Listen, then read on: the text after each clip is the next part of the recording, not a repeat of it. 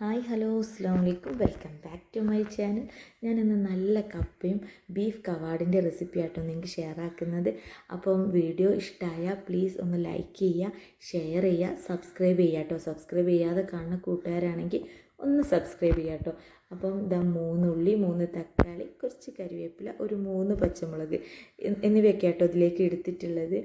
അപ്പോൾ ഞാൻ എൻ്റെ ചാനലിൽ ഒരുപാട് ഒരു 10-11 മാസമായി വീഡിയോസൊക്കെ ഇട്ട് തുടങ്ങി. കുറച്ചൊരു ഗ്യാപ്പ് വന്നു പോയി. അതുകൊണ്ട് തന്നെ ഒരുപാട് വ്യൂസും സബ്സ്ക്രൈബും ഒക്കെ കുറഞ്ഞു. വീഡിയോ ഇടാത്തതിൻ്റെ മെയിൻ കാരണം എന്താ വെച്ചാൽ പ്രഗ്നൻ്റ് ആയിരുന്നു. അപ്പോൾ ആ ഒരു 10 മാസം ഒന്നിനും എന്ന് പറഞ്ഞാൽ ഒന്നിനും വയ്യായിരുന്നു. മെൻ്റലിയും ഒന്നും ഓക്കെ അല്ലായിരുന്നു. ഭയങ്കര പ്രയാസം ഉണ്ടായിരുന്നു കേട്ടോ. നേരെ മറിച്ച് മറ്റുള്ള പ്രഗ്നൻ്റ് ആയ സമയത്തൊന്നും ഇല്ലാത്തതിനെക്കാട്ടും ബുദ്ധിമുട്ട് ഈ പ്രാവശ്യം വന്നിട്ടുണ്ടായിരുന്നു. അതുകൊണ്ട് തന്നെ വീഡിയോസോ ഒന്നും ഇടാൻ പറ്റിയിട്ടില്ലായിരുന്നു. ഞാൻ സ്നാക്സിൻ്റെ ബിസിനസ് വരെ സ്റ്റോപ്പ് ചെയ്യേണ്ടി വന്നു. വോമിറ്റിങ്ങും നല്ലവണ്ണം ഉണ്ടായിട്ടുണ്ട്.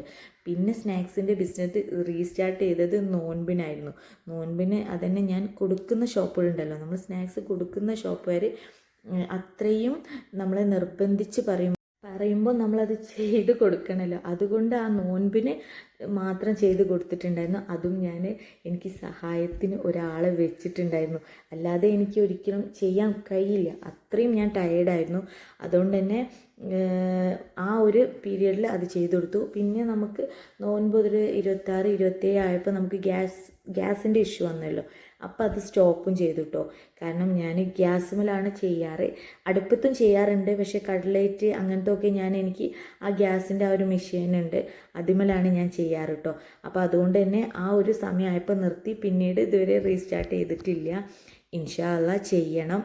കാരണം എനിക്കത് വളരെ ഇഷ്ടപ്പെട്ടൊരു ജോലിയാണ് ഈ ഒരു സ്നാക്സ് ഉണ്ടാക്കി കൊടുക്കുക എന്നുള്ളത്. അപ്പോൾ ഇൻഷാ അല്ലാഹ് മോനൊരു 3-4 മാസമൊക്കെ ആയിട്ട് തുടങ്ങണമെന്നുണ്ട്. അപ്പോൾ ഞാനിങ്ങനെ തക്കാളി അരിഞ്ഞെടുക്കുകയാണ്. ഞാൻ ഇങ്ങനെ കുനുകുനാന്നാക്കിയിട്ടാട്ടോ അരിഞ്ഞെടുക്കാറ്. എന്താണെന്ന് വെച്ചാൽ ഈ പിള്ളേർ തക്കാളിയോ ഉള്ളിയോ അങ്ങനത്തെ നമ്മൾ ഫുഡിൽ ഉണ്ടാക്കി വെച്ചാൽ അതൊക്കെ നുള്ളിപ്പറക്കി ഒരു സൈഡിലോട്ട് എടുത്ത് വെക്കും. അതൊന്നും കഴിക്കില്ല. അപ്പം ഇത് കുറച്ച് ഉള്ളിയും തക്കാളി ഇങ്ങനെ പറ്റ ചെറുതാക്കി അരിഞ്ഞാൽ അത് നമ്മൾ ഉണ്ടാക്കുന്ന ഫുഡിൽ പറ്റ ഇങ്ങോട്ട് അലിഞ്ഞു പോകുമല്ലോ. അതിന് വേണ്ടിയിട്ടാണ്. അപ്പോൾ അവർ കഴിക്കുകയും ചെയ്യും. എന്തായാലും അതിങ്ങനെ പെറുക്കിയെടുക്കും കേട്ടോ. അതുകൊണ്ടാണ്. അപ്പോൾ അത് ആ ഉള്ളിയും തക്കാളിയും ഒക്കെ അരിഞ്ഞെടുത്തിട്ടുണ്ട്. അപ്പം പിന്നെ 3 പച്ചമുളക് എടുത്തിട്ടുണ്ട്. ഞാൻ എൻ്റെ വീഡിയോ കാണുന്നവർക്കറിയാം ഞാൻ പച്ചമുളക് സാധാരണ യൂസ് ചെയ്യാറില്ല. കാരണം മക്കൾ ഉള്ളതുകൊണ്ട് മക്കളതെങ്ങാനും കടിച്ചാൽ പിന്നെ അത് ഫുഡ് കഴിക്കാതെ പോവും. അപ്പോൾ അതുകൊണ്ട് ഞാൻ പൊതുവേ പച്ചമുളക് യൂസ് ചെയ്യാറില്ല. പക്ഷേ ഇതൊരു ഭംഗിക്കും വേണ്ടിയിട്ട് എടുത്തതാണ്. അപ്പോൾ ഞാനിങ്ങനെ 2 പാത്രത്തിലാക്കിയിട്ടാണ് എന്ത് ജോലിയും ചെയ്യുക. അപ്പോൾ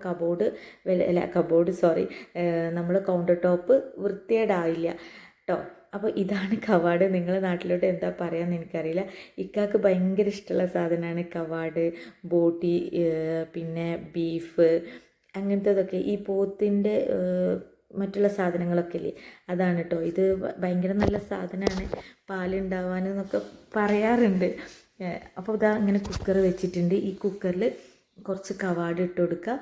പിന്നെ ഉള്ളി അങ്ങനത്തെ ഒക്കെ ഇട്ട് കൊടുത്ത് അങ്ങനെയും ചെയ്യുക. അതല്ല മൊത്തമായിട്ട് നമ്മൾ കവാഡ് ഇട്ട് കൊടുത്തിട്ട് നമ്മളിപ്പോൾ ഈ അരിഞ്ഞു വെച്ച സാധനങ്ങളൊക്കെ ഉണ്ടല്ലോ, തക്കാളി, ഉള്ളി, പച്ചമുളക്, കരിവേപ്പില, അതൊക്കെ ഇട്ടിട്ട് നന്നായി മിക്സ് ചെയ്തെടുക്കുക.